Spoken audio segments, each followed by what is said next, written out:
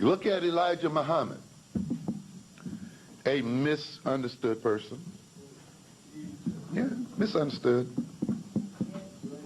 Because again, sometimes we're so right-brained, we let our dislike or disapproval of certain of his behaviors overshadow our capacity to see what gifts he brought us as a people, and to come to really understand what this man was about and the greatness of what he created in the Nation of Islam. Yeah. Because we let a series of events get to us so much, we want to throw the baby out with the wash water. You see. But what was he doing? He recognized, too, that cultural identity, religious identity, were as political as they were psychological, were as economical as they were psychological, you see. And he recognized then that he had to also change the taste of black people and change their what? Interest as well. Their emotions and their what? Feelings as well. And a part of that change was projection of the white man is demon mythology, which was very functional and real.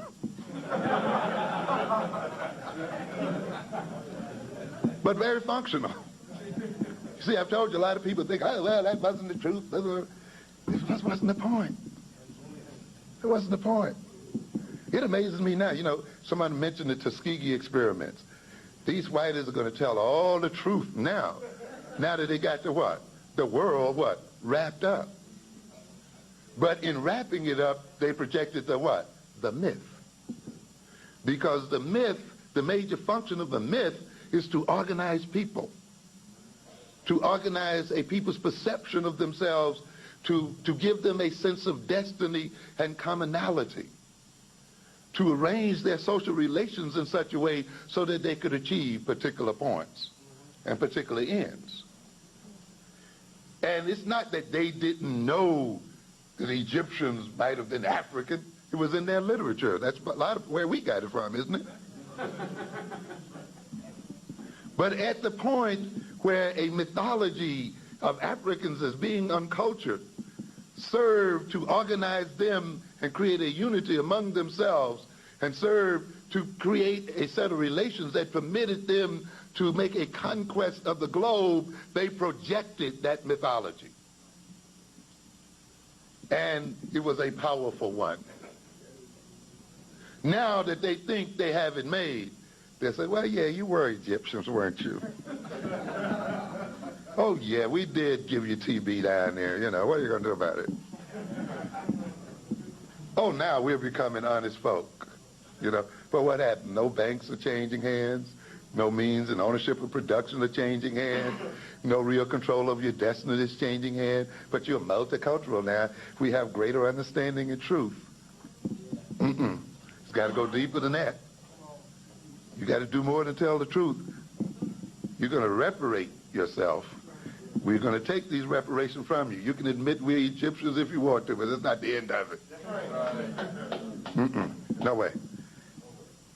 And we as black people can't fall for the okie doke. Oh, they say we're Egyptian. Ain't that wonderful? Oh, they're saying that we're this and we're that. Isn't that nice? Now, you see, because now we're moving toward multiculturalism, right? Suddenly we're going to see them all as nice and sweet and wonderful. But what? The actual power relations that run the world will do what? Be exactly what? The same. As a matter of fact, we will even support them now because we feel so good about ourselves. Elijah Muhammad then sought to change taste. So when he had you eating that bean pie, you see, it was a different kind of thing. And eating once a day. Wearing a different type of clothes, you see. It was just not an imposition of tyranny. That's what the other people would like to tell you. Even though they were tyrannizing you far worse than Elijah Muhammad was doing, if you want to call it that. But what? If we demonize the Europeans, we wean our people from the pursuit of things what? European. You see? if we then create new tastes and tastes for which we can produce, you see, now the person in pursuing their taste will produce for their own nation and economically what? Support the nation. In other words, your money follows your interests. Your money follows your tastes. Your money follows your what? Passions. And one of the major powers that this culture has is to create tastes, passions, and interests in African people. And this is what Eurocentric culture is about. The organizing of African tastes, interests, and passions, so that in our pursuit of those interests and passions, in our attempt to satisfy them, we carry the Europeans all of our money, and we impoverish ourselves looking for the better life and the better feeling. Therefore, the Europeans have all the products for which they've created a taste in us. And then other immigrants come in and get the products under their control. And we as African people then support and feed all of them while we starve our own children.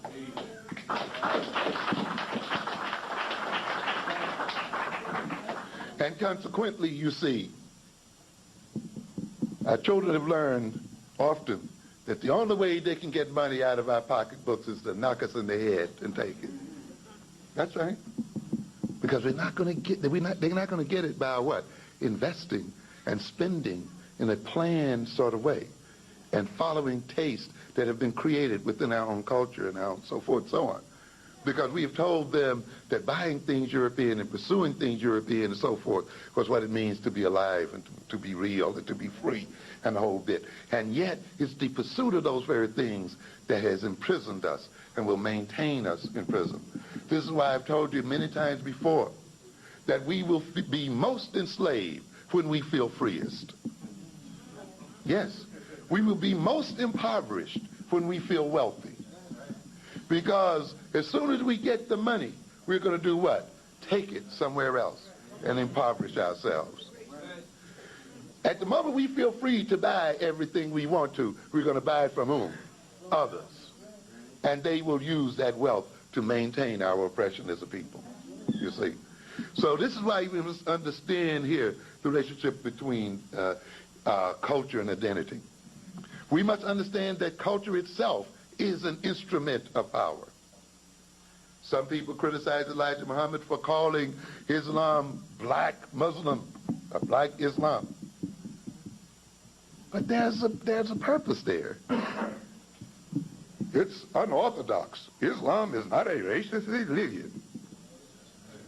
Even though all I see are doggone Arabs hanging up there in North Africa.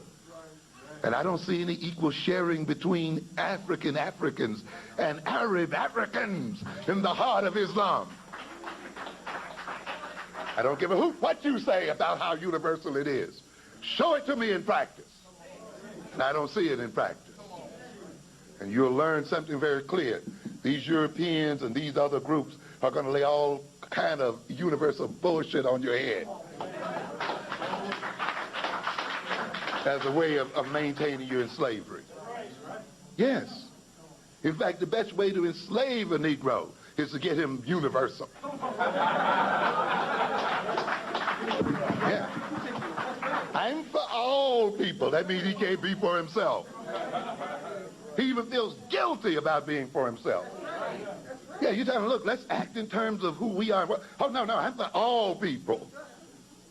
Which means I can't commit myself to what? To anyone else. But you see, when other people have already got the scheme set up, what you're for all for doesn't work for all people, though. It seems to always go to what? Particular people. Because I've said, you see, we are absolutists. You see, we believe that if we know the truth and hear the truth, that's the only thing we must believe. And I've told you before, in terms of the Christian theology here, that Africans did not come to America as Christians. I don't care how much you shout and kick over benches. You got to understand that. Your African and our African ancestors did not come to America as what? Christians. And it's very important to recognize that. Does that impugn Christianity? No, I'm not about attacking Christianity. I'm not about attacking the reality of Christ or your sincerity. This is not what this is about. You must, though, ask the question, who taught you Christianity? And why did they teach it to you? In other words, you must ask what? Functional questions. How does your teaching me this work for you, and how does it work for me?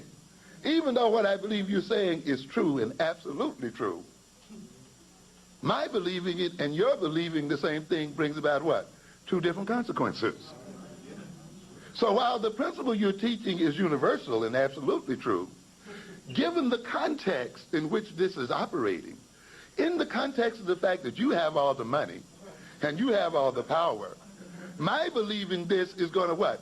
Help you to do what? Maintain your money and your power and maintain my weakness. So you can't just fall for an idea simply because it's universal and absolutely true. You've got to look at it within the context in which that idea is being projected. And you got to look at it in terms of who is believing it, because the idea will generate effects based on the context in which it operates, not in and of itself. You see, and this is what has happened to black folk who've taken up other religions and had those other people say, you know, you just believe this, and this is true, this is universally true. This has nothing to do with race, and Islam is not a racist religion. That's fine when the Arabs own what? Everything. And that means then that I won't perceive the Arab as a race, right? Even though it was just by coincidence, all of his race owns everything, has everything. Then I'll be made to feel guilty for even thinking in terms of what? My race. Even though my children are going hungry, they're robbing me at night, terrorizing the community, and the whole bit, it's wrong for me to think of them as race and think in terms of them as a people and so forth, because I believe in this universal principle. And yet it is the inequality of wealth and the inequality of power and all kinds of inequalities that are what? Creating the problem. But because I am not allowed to see these inequalities in terms of race, you see, even though when we see the victims of them, the race is quite apparent, I cannot transform this situation. You got to be careful with this game, ladies and gentlemen, because this is the kind of game people run on you all the time. You see, whenever people bring you universal truths, whenever they bring you, you know, these great brotherhood ideas, you must ask yourself how believing this is going to function for you. And given your power, and given this or given this, how's it going to function for you, and how's it going to function for me? These fighters went over the world talking about the invisible hand in the laissez-faire economy, you know. Or they come up with some stupidity like, we are all God's children, we are all one, we are all human. Nationalism is wrong. We shouldn't discriminate according to border. People should be able to invest wherever they feel like investing, you know.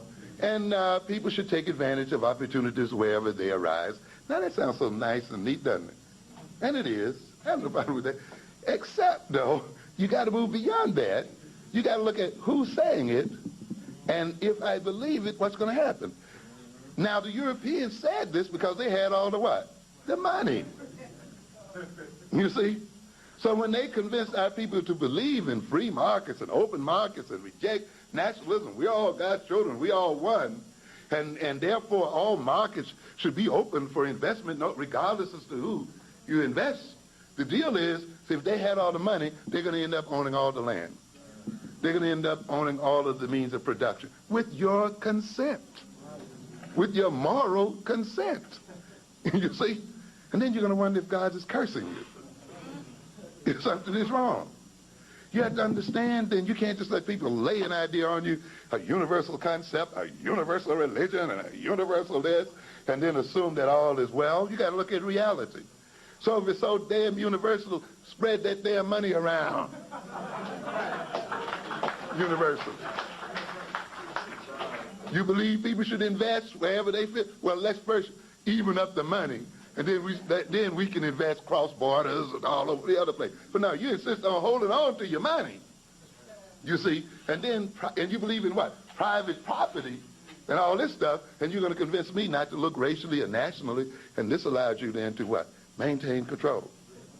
And this is the game that we're in. So people say, well, Elijah, you know, you're a black Muslim. We don't believe in blackness. No, ladies and gentlemen.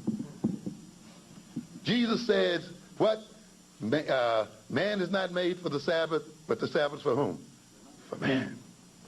Ultimately, religion is not made just to be served by man, but what? The religion must what?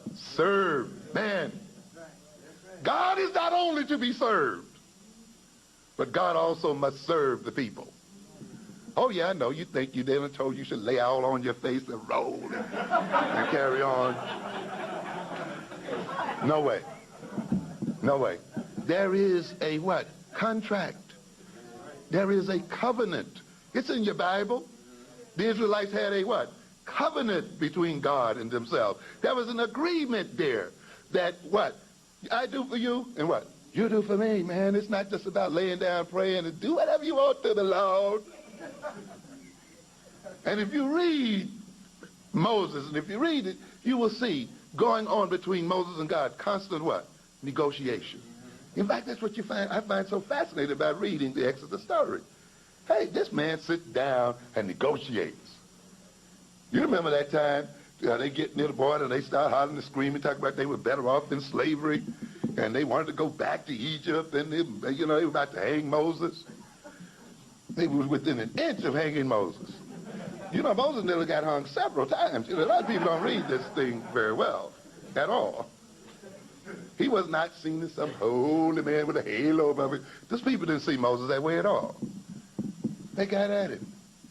They got so out of hand until God said, let me just strike these people with a thunderbolt and wipe them from the face of the earth.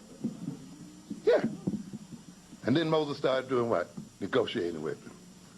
And he even reminded God, what? Hey, wait a minute now. Remember, you brought them out here on the promise, right? Yeah. And you said that you had a what? Promised land for them, and so forth, and this for them. How are you going to look if all of a sudden you get out here and destroy these people and go, in a sense, against your word? Oh, yeah, you're right, Moses. Yeah, I did say that. Read it. You don't have to believe me as your preacher tell you. Read the Bible. It's right there. Because a negotiation there. What? There's a service between the two things, not just one-way street. And so in black Muslims, in the black nation of Islam, Islam is used also to do what? Serve black folk. You must understand that. As soon as you remove the blackness from it, and blackness has no relevance to it, it loses its capacity to serve our interests. And more often than not, it will serve the interests of Arabs and serve the interests of other people, because it will not change the pre-existing social economic power relationship. You see? And you have to understand that. Elijah understood it very well. You see? So no. We're going to make it black because we wanted to what? Serve black. A racial identity, an ethnic identity, is not a mere way of identifying yourself by a word or a label. It is not a mere designation of ethnic characteristics, nor just a designation of people who may look alike to some degree, or share a similar area, or share a particular area. Ultimately, an ethnic identity is a prescription for behaving, for relating to each other in a particular way, for seeing yourself and seeing each other and seeing the world and relating to God and relating to nature and relating to everything else in the world so that it operates in the interest of the group. Must understand that. In the racial designation or identity is a prescription for action, is a prescription for relating. And in the nation of Islam, when it was black Islam, It means blacks who were Muslims would relate to other blacks in a particular sort of way so that it would benefit blacks who were Muslims. And that's the result of it. Changing their taste, changing the diet, changing the values, and so forth. And what do you mean there then? Since the taste changed, the money that flowed out of the Nation of Islam, pursuing the taste created by other people, did what? Flowed back in. Flowed back in. And it means then that money created what we call an accumulation of capital within the nation. It created in many ways a savings on the part of the people. Because the $2,000, $3,000, $4,000 that they would spend buying junk and garbage and other kind of crap now was saved, and that saving now could be used to be invested in businesses, to be invested in schools, could be invested in education and the other kinds of things they needed to do for themselves. And that accumulation of wealth was also an investment in power in a society where wealth and power are often correlated. Am I getting through? I know you're getting a little restless. I'm going to let you go in a minute. Let you go in a minute. You see, we have to understand what went on here. I create your taste for beans. I create your taste for this.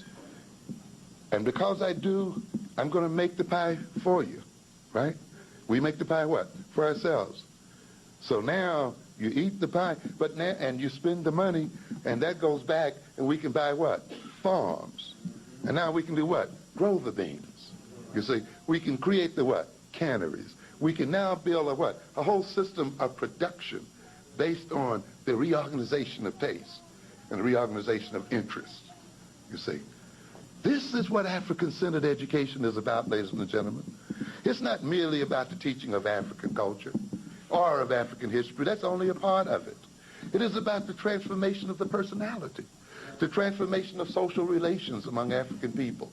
Ultimately, it is about economic and political development. Ultimately, it is about power. Ultimately, it is about freeing the black mind to move in the world, to be powerful in the world, you see, to produce for self, and to enhance African wealth, and to enhance the African status in the world. This is what it's about, and it's deeper even than this.